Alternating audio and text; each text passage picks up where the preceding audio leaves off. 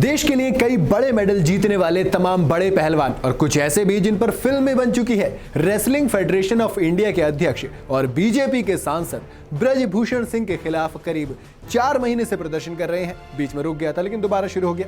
महिला खिलाड़ियों की तरफ से उन पर यौन उत्पीड़न जैसे गंभीर आरोप लगाए गए हैं, लेकिन इस सब के बावजूद ब्रजभूषण हैवीवेट पहलवानों के आगे टिके हुए हैं और उनका बाल भी बांका नहीं हो पा रहा है। एक तरफ जहां पहलवान फिर से जंतर मंतर पर धरना दे रहे हैं, वहीं दूसरी तरफ बीजेपी सांसद सोशल मीडिया पर कविता पढ़ रहे हैं। इस सब के बीच सवाल उठ रहा है कि आखिर बीजेपी ने अब तक आरोपी सांसद के खिलाफ कोई एक्शन क्यों नहीं लिया है। आखिर क्यों बीजेपी चुप्पी साधे बैठी है। आखिर ब्रजभूषण के हाथ में ऐसी कौन सी ताकत है, ऐसी कौन सी नब्ज है जो इतने बड़े आरोप लगने के बाद भी, जिसमें पॉक्सो भी लगा हुआ है, तब भी कोई कार्यवाही, कोई कुछ नहीं हो रहा है, सब चुप्पी साधे बैठे हैं। इसके लिए आपको ब्रजभूषण की ताकत को समझना होगा। एक लाइन में कहूं तो इन्हें हेलीकॉप्टर वाला सांसद भी कहा जाता है, मगर सिर्फ एक लाइन में कहां पूरी जिंदगी डिस्कवर होती है। इसलिए इस बाहुबली सांसद की राजनीति की जड़ों तक आज मैं आपको ले जाऊंगा। बस वीडियो के लास्ट तक मेरे साथ बने रहिएगा। चलिए शुरू करते हैं। ब्रजभूषण सिंह की शुरुआती पढ़ाई उत्तर प्रदेश के गोंडा में हुई। बचपन से ही राजनीति उनके करीब रही क्योंकि उनके परिवार से चंद्रभान शरण सिंह विधायक थे।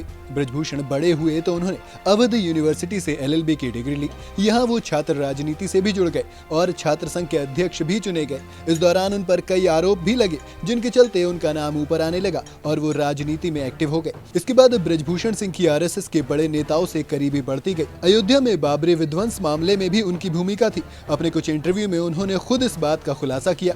उन्होंने बताया कि उस रात वो वहीं मौजूद थे और कार सेवकों को उन्होंने मदद पहुंचाने का काम किया था। बाबरी विध्वंस के आरोपियों में उनका भी नाम शामिल था। हालांकि सभी को कोर्ट ने बरी कर दिया। छात्र राजनीति और संघ के आंदोलनों से जुड़कर ब्रजभूषण बीजेपी के लिए एक नेता के तौर पर उभर चुके थे। साल 1991 में पहली बार बीजेपी की तरफ से उन्हें लोकसभा का टिकट दिया गया। गोंडा से वो बड़े अंतर से चुनाव जीत कर आए। इसके बाद से ही वो लगातार ताकतवर होते चले गए और राजनीति की सीढ़ियां चढ़ते गए। अपने पहले ही चुनाव के दौरान ब्रजभूषण सिंह के खिलाफ 30 से ज्यादा मामले दर्ज थे। साल 1996 के दौरान ब्रजभूषण सिंह के खिलाफ टाडा के तहत मामला दर्ज हुआ और उन्हें गिरफ्तार कर लिया गया। उन पर अंडरवर्ल्ड डॉन दाऊद इब्राहिम के साथ संबंध होने का आरोप लगा था। इसके चलते उन्हें टिकट नहीं मिल पाया, लेकिन किसी और उम्मीदवार को चुनने की बजाय बीजेपी ने उनकी पत्नी कितकित सिंह को ही गोंडा से टिकट दिया, जिन्होंने कांग्रेस उम्मीदवार को बड़े अंतर से हरा दिया।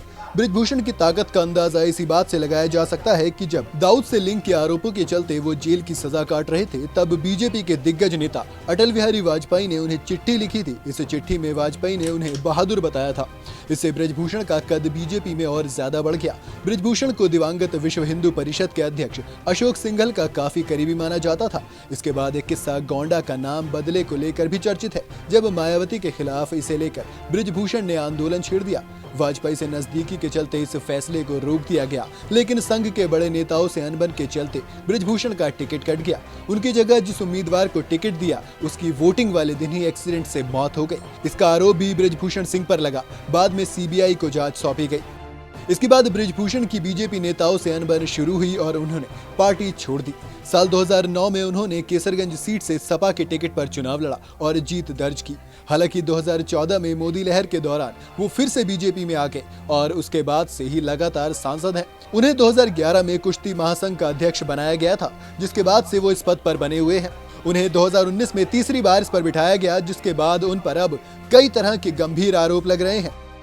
अब जब आरोपों की बात आई है तो ब्रजभूषण सिंह के आपराधिक इतिहास की भी बात कर लेते हैं।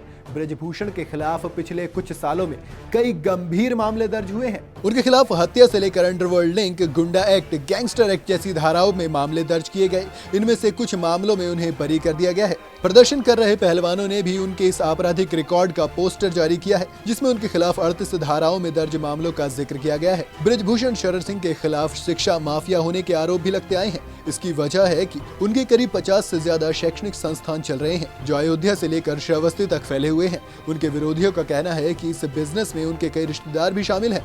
इसके अलावा अपने स्कूलों और संस्थानों का जाल फैलाने के लिए उन पर भूमाफिया और जमीन कब्जाने के भी आरोप लगते आए हैं। ब्रजभूषण सिंह के पास 10 करोड़ से ज्यादा की संपत्ति है। ब्रजभूषण सिंह ने अपनी छवि एक बाहुबली और दबंग नेता के तौर पर बनाई है, जिसके चलते वो हर बार चर्चा में बने रहे। अपने विवादित बयानों के अलावा उन्होंने कैमरों के सामने मंच पर एक पहलवान को थप्पड़ जड़ दिया था, जिसका वीडियो खूब वायरल हुआ। इसके अलावा अब बीजेपी के दबंग नेता ब्रजभूषण शरण सिंह के खिलाफ कुश्ती के दिग्गज पहलवानों ने मोर्चा खोल दिया है। हालांकि पिछले 4 महीने में लाख कोशिशों के बावजूद ब्रजभूषण शरण सिंह के रसूख पर कोई खास फर्क नहीं पड़ा है। अब देखना यह होगा कि हत्या, अंडरवर्ल्ड के साथ संबंध जैसे बड़े मामलों से बच निकलने वाले ब्रजभूषण शरण सिंह पहलवानों को धोबी पछाड़ दे पाएंगे या फिर नहीं, या पहलवान यहां उन्हें पटकनी दे जाएंगे। यार जो भी होगा वक्त हमें बताएगा और हम आपको बताएंगे। वीडियो अगर आपको पसंद आई हो तो इसे लाइक और शेयर जरूर करें और जाते जाते चैनल को सब्सक्राइब करना बिल्कुल ना भूलें। नमस्कार, मैं हूं मानक गुप्ता। अगर आपको हमारा ये वीडियो पसंद आया हो तो इसे लाइक और शेयर जरूर करें और हां, हमें सब्सक्राइब और फॉलो करना ना भूलें ताकि आप देश और दुनिया की कोई खबर मिस ना करें। तो जुड़े रहिए हमारे साथ और देखते रहिए न्यूज़ 24।